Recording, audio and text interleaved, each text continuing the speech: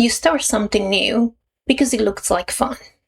Painting, gardening, or perhaps a new hobby that makes you think, I think I will enjoy that. Perhaps it could be just a simple stroll in the evening once the temperature cools down.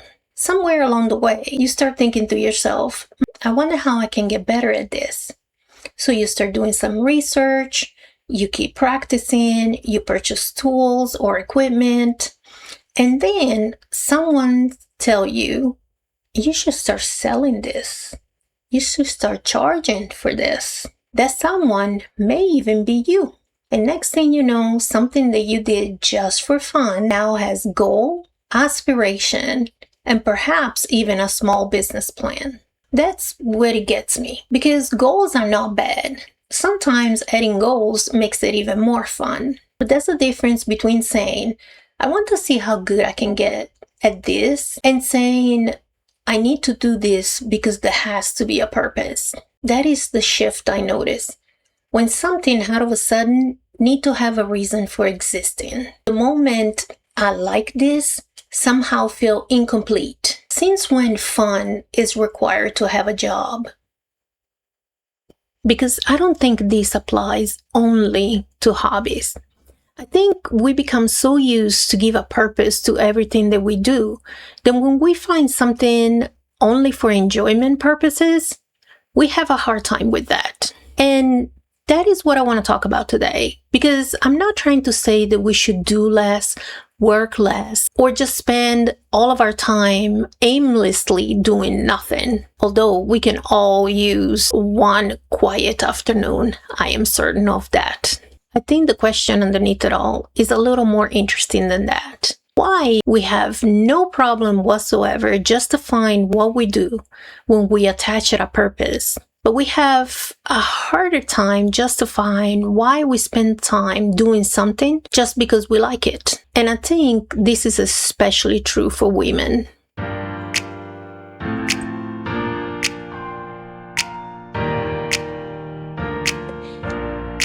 I am Katya, and this is Real Women Unscripted. I know the easy version of this conversation is for us to say women are too busy. They need to take a break. We need more playtime. We need hobbies. And we need to make time for ourselves. And by all means, that is true. I am certainly not one to argue against having a life.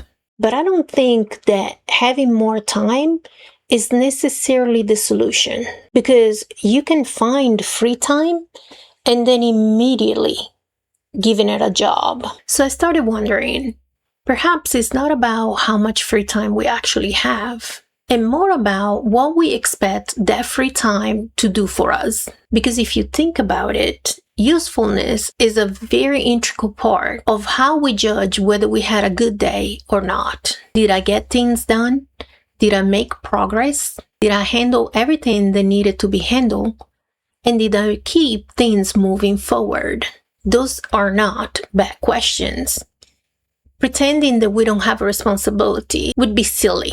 But I wonder if asking for years and years those type of questions, whether we have allowed those questions to enter into spaces where they should never be allowed in. And even if you decide, no, I am going to do something I enjoy, there is a very high chance that that thinking will follow you as you try to do what you actually enjoy.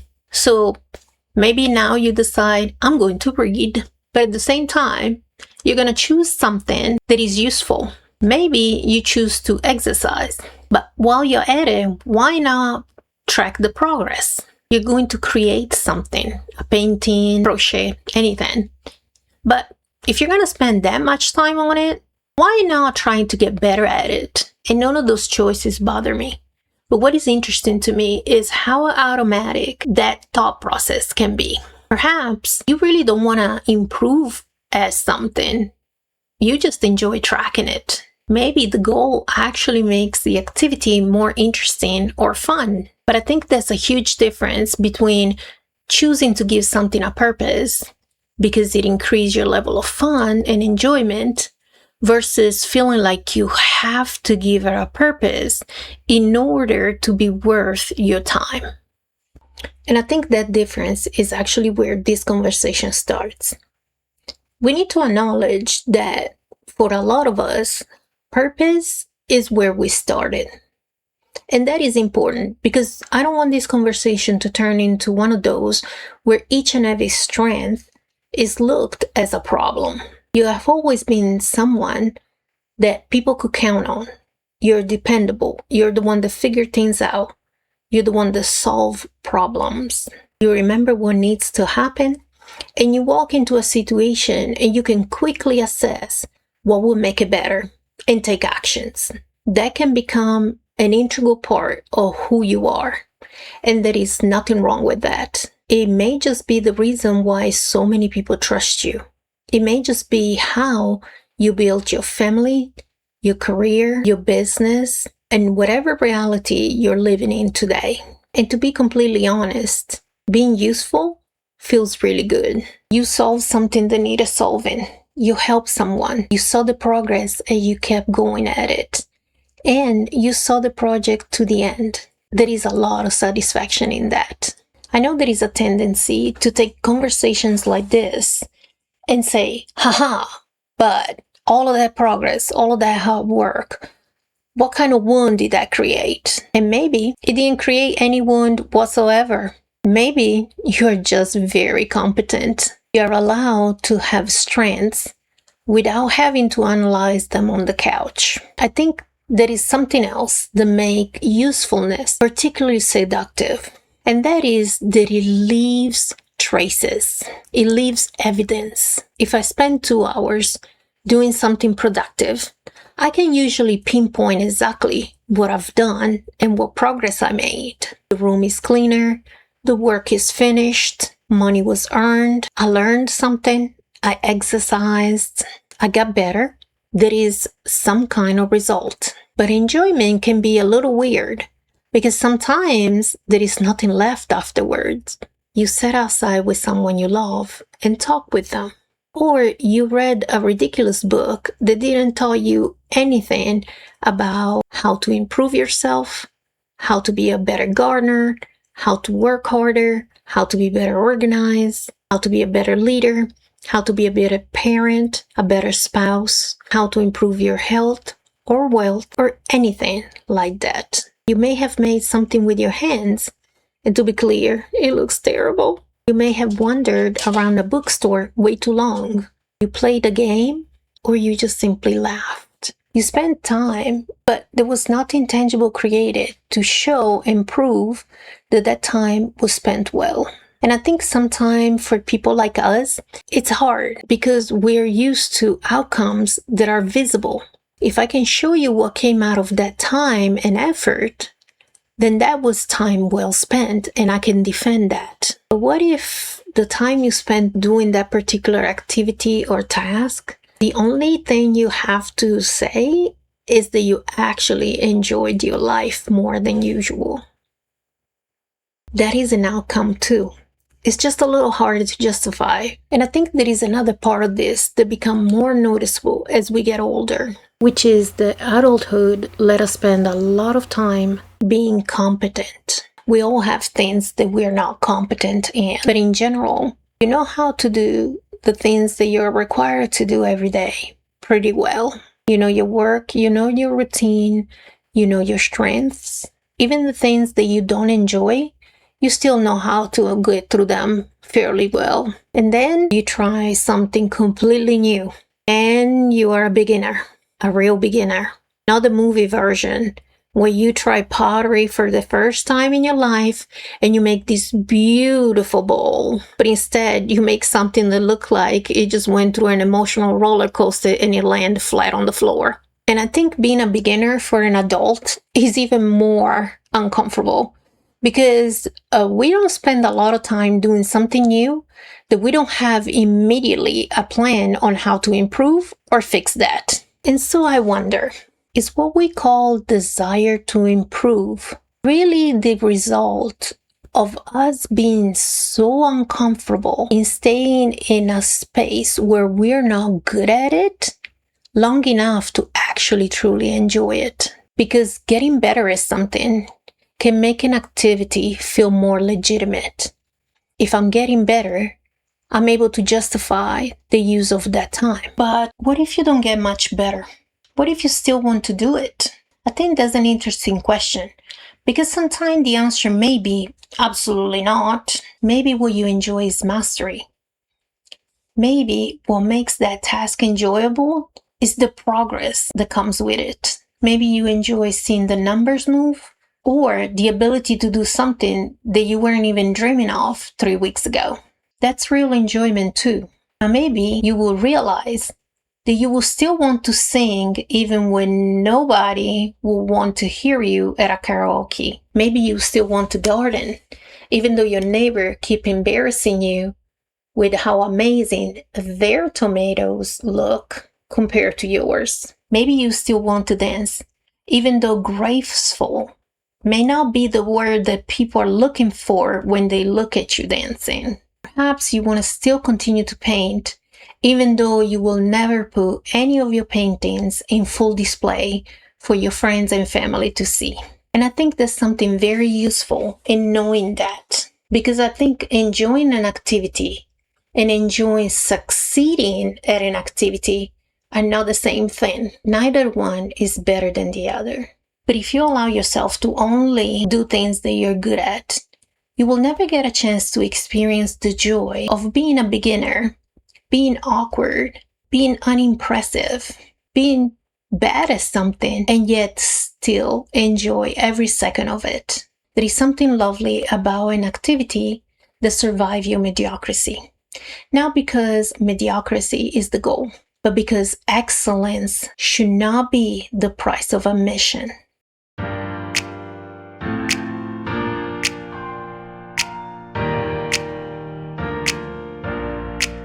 And then, of course, there is what happens when you're not mediocre, because now you have potential.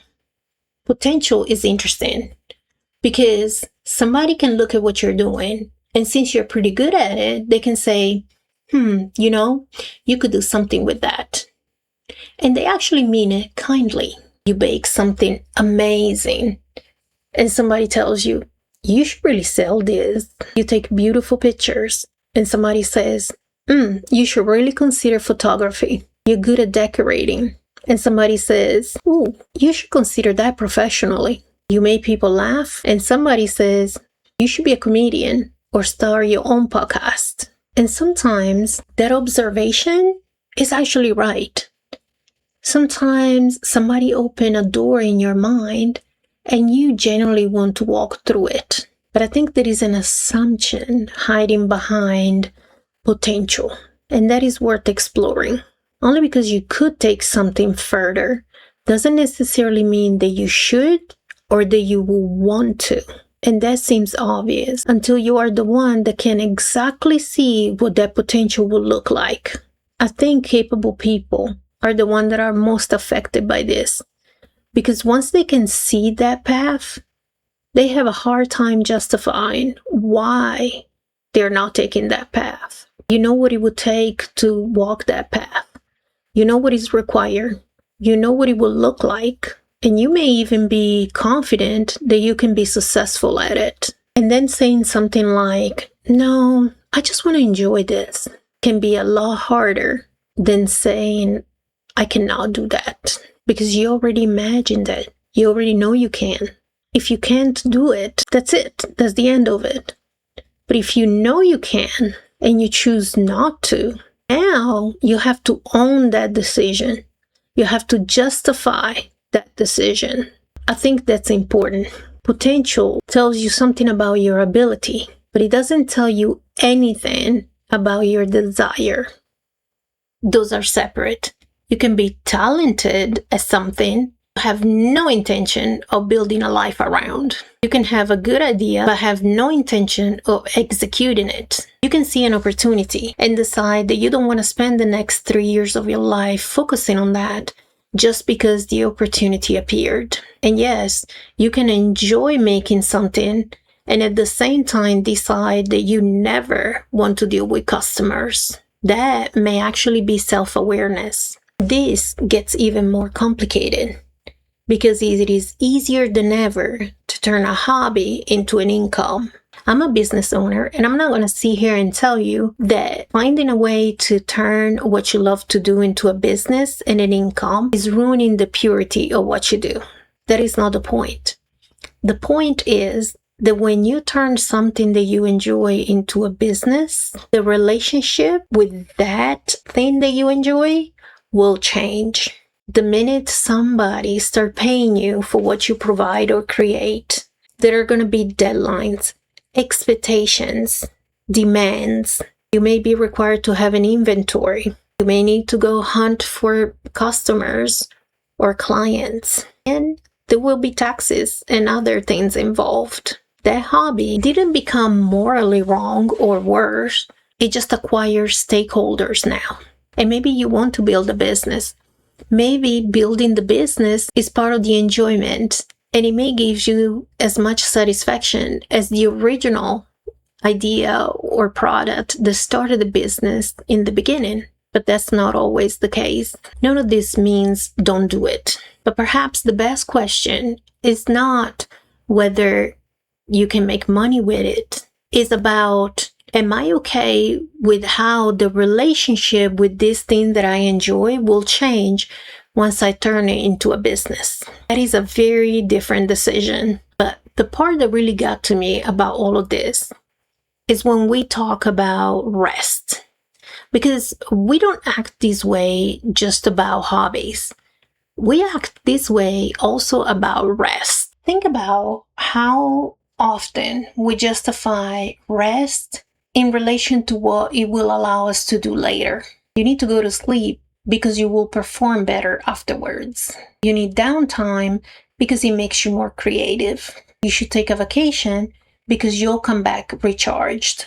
You need a break so you don't burn out. Those are not bad reasons. Please make sure you do sleep. But I notice we're still making the exact same argument. The rest is only worthwhile because it will allow us to go back to produce even more later. And I don't think anybody sat down and decided that this was going to be the way. I just think usefulness is a language that most of us understand very well. If I can explain what rest will do for me later, then I can better justify it now. But what about if that is the only argument you know how to make now? Because then the reason why rest matters is because I need to accomplish something later. The vacation becomes maintenance.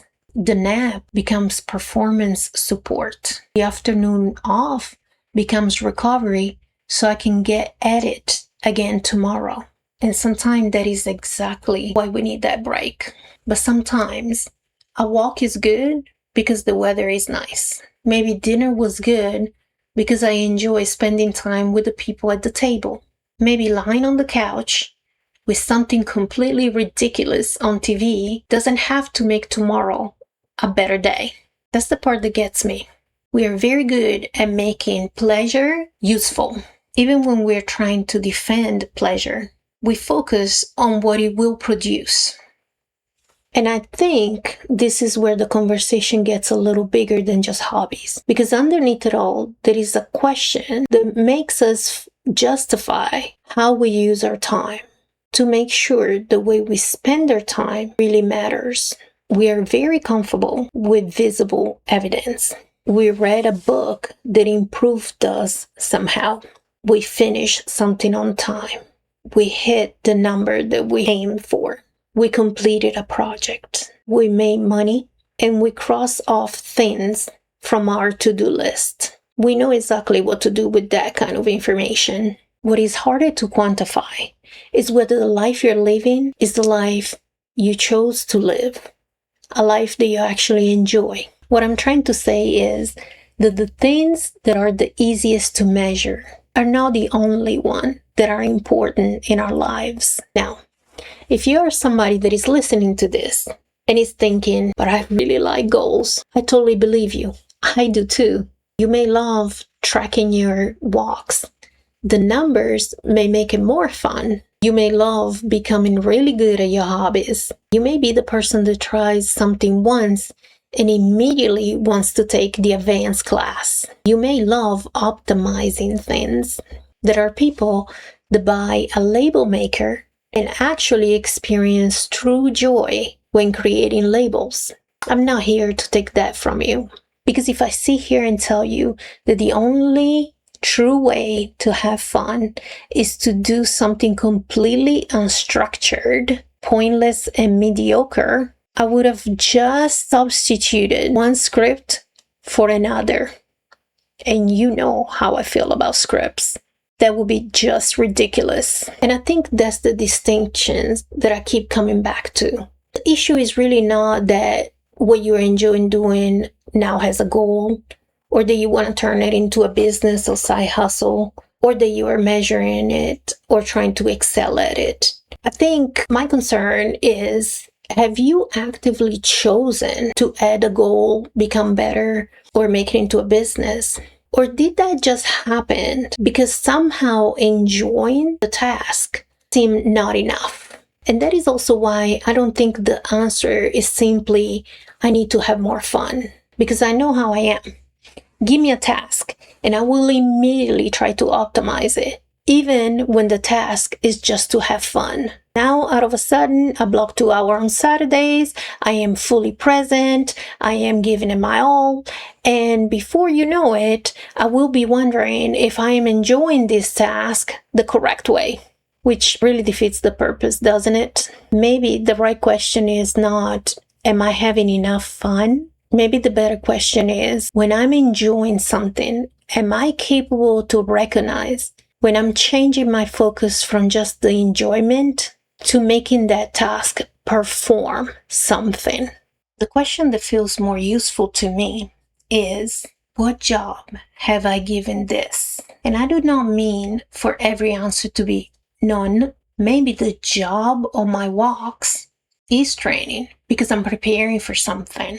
Maybe the job of a book that I'm reading is training because I'm learning something new. Maybe that dinner really is networking. Maybe that painting really is a business. But maybe the walk doesn't have a job today. Maybe I'm outside because I want to be outside. Maybe the book is teaching me nothing and is silly and delightful and the plot make no sense whatsoever, but I'm still enjoying it. Maybe I'm making something that nobody will ever see. Maybe I'm sitting with a friend and neither of us is networking, growing, healing, processing, or becoming anything. We're just eating and talking. And perhaps that is plenty. What I like about the question is that it doesn't tell you what the answer is supposed to be. It shouldn't. It just lets you hear the assignment. Because sometimes you realize, yes, I did give this a job and I like it. And sometimes you may realize that the job appeared without your explicit permission. Somewhere between this is fun and I should get better at it, a tiny manager walked right in and took over. But maybe that tiny manager should go home now and let you enjoy the task. Her shift is over. And I think that's the whole point. Not that nothing should have a purpose, but that if there is a purpose, that purpose was your choice.